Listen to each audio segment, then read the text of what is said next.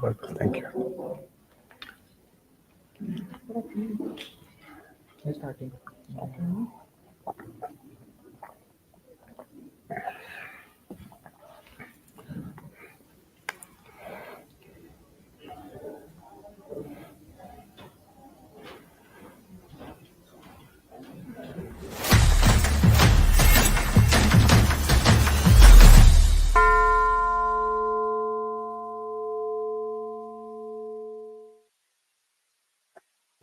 Well, hi guys, welcome to this Moneycontrol live stream.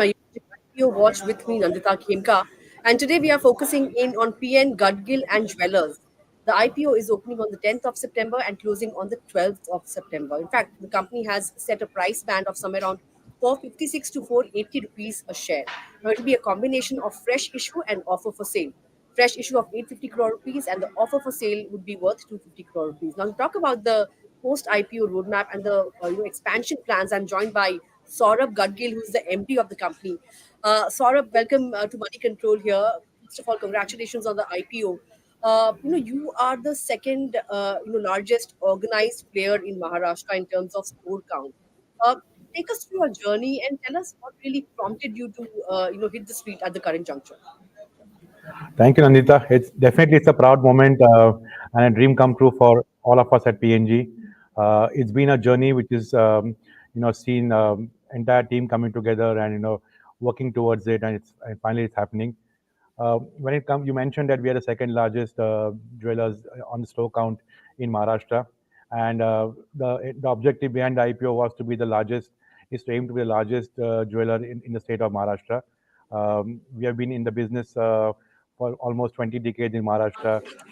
We understand the consumers well, we know the market well, and post COVID, we have seen strong sales, almost a 50% CAGR growth over the last years, and that is where we've seen that now we are poised for the next step, and to be able to add more stores, and be the largest player in the state of Maharashtra. The state is a very prosperous state. Close to $10 billion is the worth of the jewelry industry in the state, and I think it's a state which has the largest number of hallmark jewelers. The maximum traction from unorganized to organized is happening in the state of Maharashtra here. So we feel we are in the right state, we are the right time, and where the industry is moving post mandatory hallmarking to this whole state of organized jeweler, and that is where we see ourselves very strongly positioned. For us, the entire positioning has been that we call ourselves as the only organized family jeweler in the country, and that's what we really stand for. That on one side, we are like a family, two generations together for the last 200 years, and on the other side, we are organized. We are SOP driven, we are brand driven, and that makes us a unique and a combination for a lot of people who find us being the preferred jeweler, and that is what we'll be continuing going ahead with, and trying to add more and more happy families to existing customer base of PNG Jewellers. Right. Saurabh, tell us something. You are using the proceeds from fresh issue to retire debt to the tune of 300 crore rupees. Tell us how much of the debt will be left on books and what would be the saving in terms of interest costs, and would it aid your profitability as well going forward? So definitely, we'll be using around 300 crores of the proceeds to repay debt. Debt today is at 250 crores of working capital debt and 70 crores of term loan. Uh, with this, what we are going to do is we are going to swap the debt and not repay it. Today, the debt is fund-based, which will be, we already have sanctioned for fund-based limits. Fund-based limits will primarily be in the form of gold metal loans. So this will serve two purposes for us. One is it will help us in hedging, and another thing is that it will save the interest cost. Gold metal loan cost today go at around 5% annualized.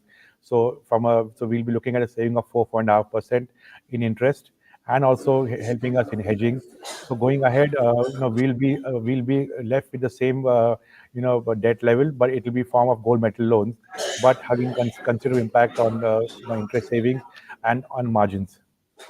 Hmm. We'll come to your margins in a bit. I want to also talk about your expansion. You're looking to open somewhere around 12 stores in Maharashtra by FY26, and you're using somewhere around 380 crore rupees for that as well, right? So, how much of it would be managed and owned by the company and operated, I beg your pardon, by the company, and how much of it would be franchisee based? And what is the store format? Would it be large or medium? All these stores would be primarily company-owned, company-operated. They would be in the medium format, so around 2.5 to 3,500 square feet is what we'll be looking at for these stores. And we see that these stores are going to be primarily, in metros like Mumbai, Pune, and also in other cities of Maharashtra. The focus would be again on the same lines, what we carry ourselves in the balance stores, inventory of around 30-35 crores per store. So when you talk of 12 stores, you're talking of around 350-360 crores of inventory, which is what we have mentioned in the RHP. This is in areas which have we already surveyed. We have done market surveys there, done exhibitions there, and where we see there's a potent demand for the brand, and where we are not present. So there'll be stores which are will definitely start performing right from the first month itself. And we are, as you know, that we are among the highest stock turns in the industry. We do close to 5 stock turns at the store level, and every store does around 170 crores of sales. So these are good numbers, and we hope that we'll be able to continue with the same strength. And at 1.5 stock turns in the first year, we definitely expect that the stores would not be having any drain on the bottom line. Okay, and what about international expansion plans? You have only one store out of US, right? Otherwise, you are based out of Maharashtra. But any international expansion plans? And if yes, any other geographies that you would look at tapping? So internationally, we have a very strong presence in US. We have been there for the last 15 years in the state of California. We have grown into from a two stores. We have grown into a consolidated big flagship store there. We are the first organized Indian jeweler to go into US, and now we've seen a lot of players following suit. So yeah, definitely we feel US is a big opportunity for us. So right now we're exploring the market, studying where locations where we can further expand. But expansion would focus on US itself, outside India, and we'll not be adding any more geographies as of now. Okay, not adding any more geographies as of now. Let's also talk about your product portfolio, right? You have a diverse product portfolio that includes gold, silver, platinum, diamond as well. You have 8 sub brands offering gold jewelry and 2 sub brands offering diamond jewelry. Are you looking to further expand your product portfolio? Product portfolio will definitely we see expansion. We are doing a lot of work on newer categories. So Kundan Polki is a new category for us. We are doing a lot of work on that category. We are doing a lot of work on the antique jewelry category. So that's something which is an ongoing process, and we'll be keep on working on that. Again, on the lightweight category, we're adding some more SKUs.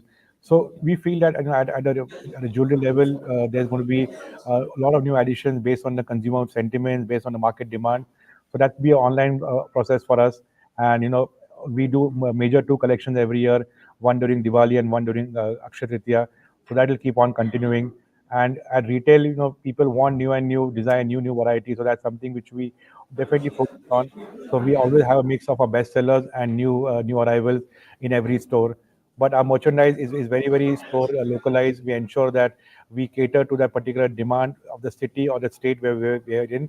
And every store has highly different merchandise, which really helps us to cater to the audience in the right way and work with such low inventory levels and achieve high stock turns. Before we talk about your financials, I want to ask you about the demand scenario.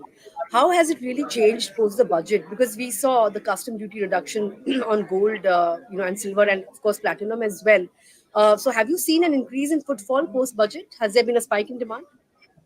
So there's been a huge spike in demand, not just a spike. Post budget, it's been almost like where people are just cheering the budget, the import duty cut, and coming all out and making the gold purchases. The month of August in Maharashtra is considered as a holy month of Shravan, and had seen huge, buying from consumer at different levels. And we see the trend going ahead with Ganpati and post that Dashera, Diwali. So I think the trend looks strong. And like I always mentioned that Indians look at jewelry as the first top of mind item when it comes to disposable income. Like I always say that when we look at China, when they saw the entire boom, people spent on luxury bags and shoes. In India, this is going to be spent on jewelry. So I think jewelry demand looks strong. Even the numbers indicate that the country is seeing a huge jump in jewelry sales. The market today, which is around 90 billion, is touted to be reaching 150, 160 billion in the next 3 years. So I think definitely the season has been strong, and we hope that it will continue to go strong with Diwali in the third quarter. Okay, now let's talk about, beg your pardon. Let's talk about your financials as well. You've had a good revenue run rate, right, from FY21 to FY23. It's been a very significant ramp up in revenues. Going forward, do you expect the run rate to continue? What is the kind of top line growth you're looking at for the next couple of financial years? And we've also noticed that there has been a spike in expenses as well, right? So, how do you plan to rein in expenses as well for the next couple of financial years? So I think as of FY24, which is mentioned RHP, we Hmm. closed March 24 with a top line of 6,000 crores. We had a EBITDA of around 280 crores and a PAT of 155 crores. Uh, Financial have increased, and we'll further see margin improvements happening as we ramp up the diamond sale mix, as we see benefits coming out of the gold loan swapping with the current bank funding. And I think overall, as we see economies of scale happening, we'll further see margins getting slightly better. So overall, I think that these levels are which are going to be sustainably, and we see further improvement in all the parameters. And growth, I think, will be there because we'll be adding a lot of new stores. So the stores would contribute top line. So I think to answer your question, yes, top line, bottom line, both would see a positive impact. But in terms of margins, FY23 margins were comparatively lower, to FY22. What led to the decline? And are the levers in place, to see a marked improvement over the next couple of financial years? Definitely, if you look at FY24 ended, the margins have gone up. FY22 was exception, I think, where we had seen a certain spike in expenditure. We had also closed on the Dubai operation, so there was a hit from that perspective. But post that, we have seen good improvement in margins today. If you look at the store level margins, the gross margins are 13-14%. EBITDA at the store level is 7%, and PAT is at 4%. So we are on track with the industry margins, and I think we Hmm. should see improvement from here. Any targets that you have in mind in terms of margins for till about FY27? So I think the same target we're talking of, EBIT of 7 to 8% and a PAT of 3.5 to 4% is what we seek to be easily able to maintain. And Hmm. even as we grow, I don't think we will not be able to take a hit on the PAT. I think we should be able to maintain these numbers even as we keep on ramping up in next 2 3 years. All right, last question really.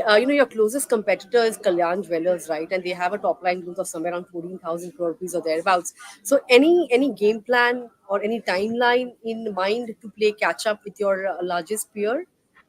And what really sets you apart from them? See, I think like I said before, we would want to be the organized family jeweler. We would want to be a jeweler which, kind of, has profitable, sustainable growth.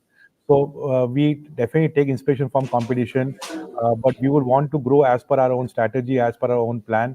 And, it's not about just achieving numbers. What we want to be is to really make a significant presence in every state which we are in, and that is what the company aims for. So yeah, growth will be on the mind, growth will be there, but it will be sustainable growth, profitable growth. Today, I'm proud that all our stores are profitable. Every store adds to the bottom line, and that is what we'll keep on continue doing. So yes, I will not put a number to it right now, but definitely competition inspires you, aspires you, and also it helps to benchmark, which is what we'll be doing, and we'll be growing at our own pace, at the way we have planned, and in a profitable, sustainable way. All right, Saurabh, with that, I'm afraid we are running out of time. Thanks a lot for taking our time and sharing your, future expansion plans and roadmap with us. I wish you all the best for the IPO and the subsequent listing on exchanges. Of course, hope you have a sparkling debut. Thank you so much. Well, thanks a lot. With that, we've come to the end of this edition of IPO Watch. Of course, you guys stay tuned to Money Control for all your other news and updates. Thanks a lot for watching.